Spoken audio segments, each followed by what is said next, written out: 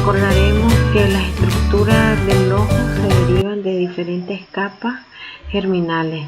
Tenemos que del neuroectodermo se derivan principalmente la retina y el epitelio pigmentario, así como el nervio óptico, los axones y la glía, el epitelio, los procesos ciliares y la superficie posterior del iris y el vítreo.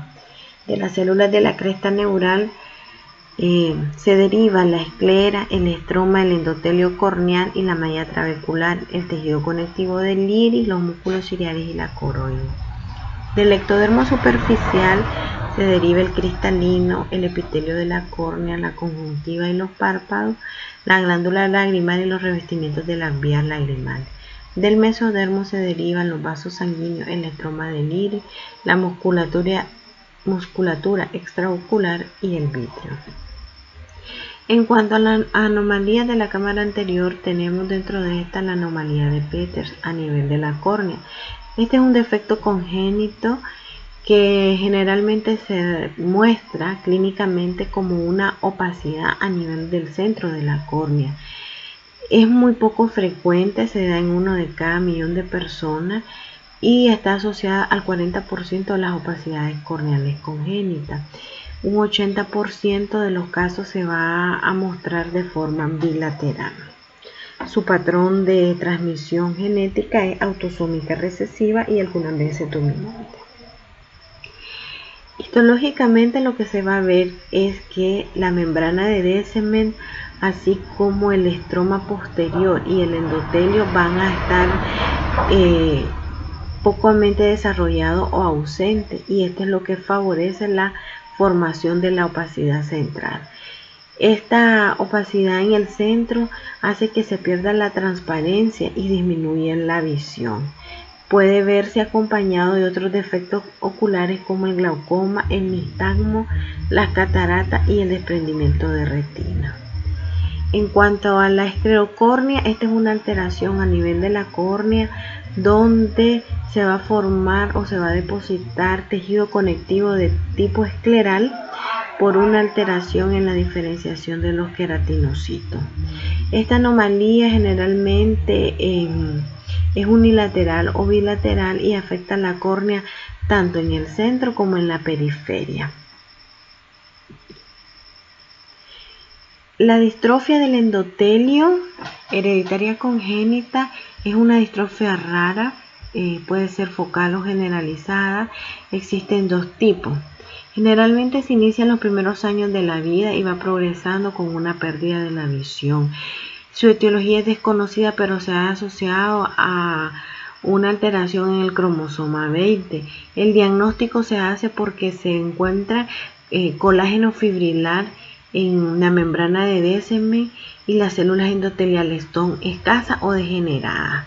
Generalmente esta enfermedad se transmite de forma autosómica dominante.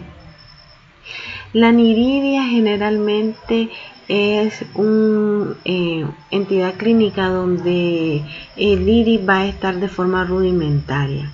Generalmente lo que se da es una mutación del PAX6, que es uno de los principales genes que regula, es uno de los principales genes que regula el desarrollo del neuroectodermo para la formación de esta estructura.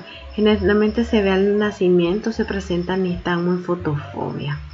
La aniridia puede ser mínima, parcial o total. Siempre hay una persistencia de restos del iris. Puede encontrarse con algunas alteraciones de la córnea, con cambios en los lentes y con lesiones del fondo de ojo.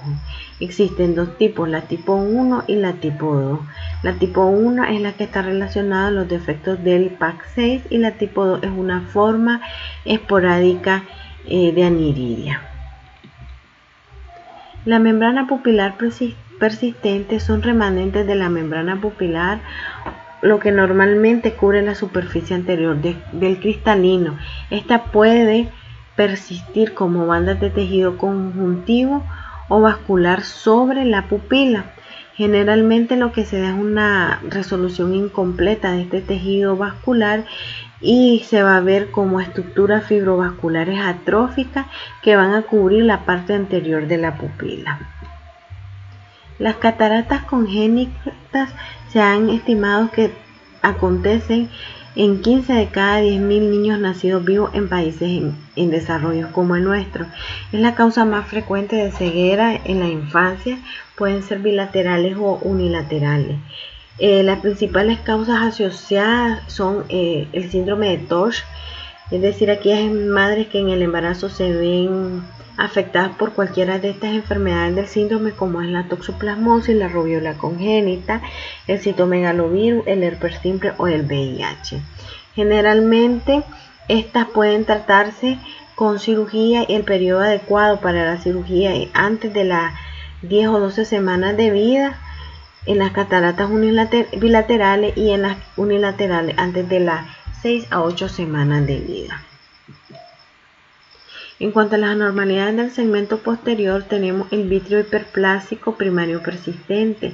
Generalmente se ve en los niños nacidos vivos, que puede presentarse unilateral en más del 20%. Aquí lo que hay es una falla en la regresión del sistema vascular hialoideo y de la túnica vascular del cristalino.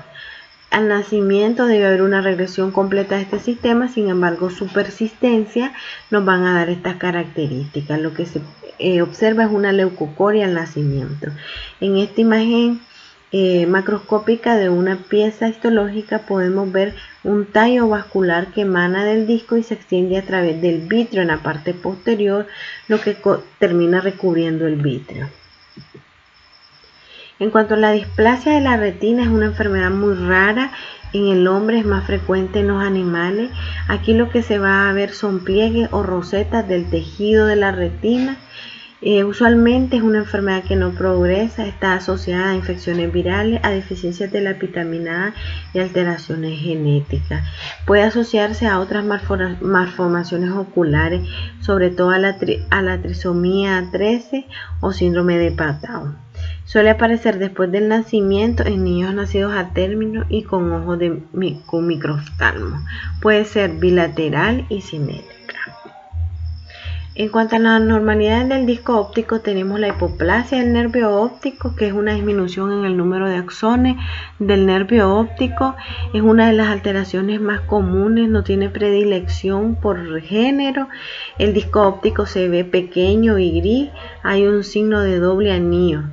Luego tenemos la cripta óptica, donde hay una depresión del disco óptico redondo o oval.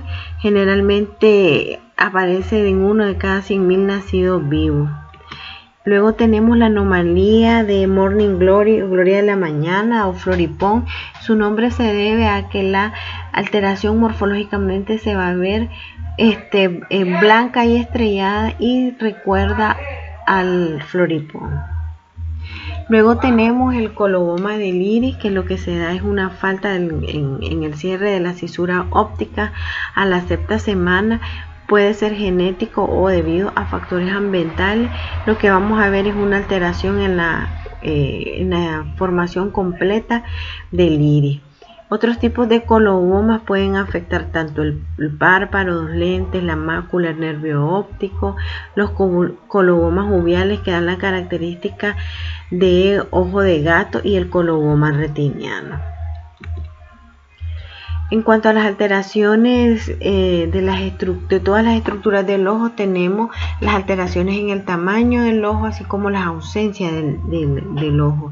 La nanoftalmia es una forma de microoftalmia donde el ojo está más pequeño en su eje axial.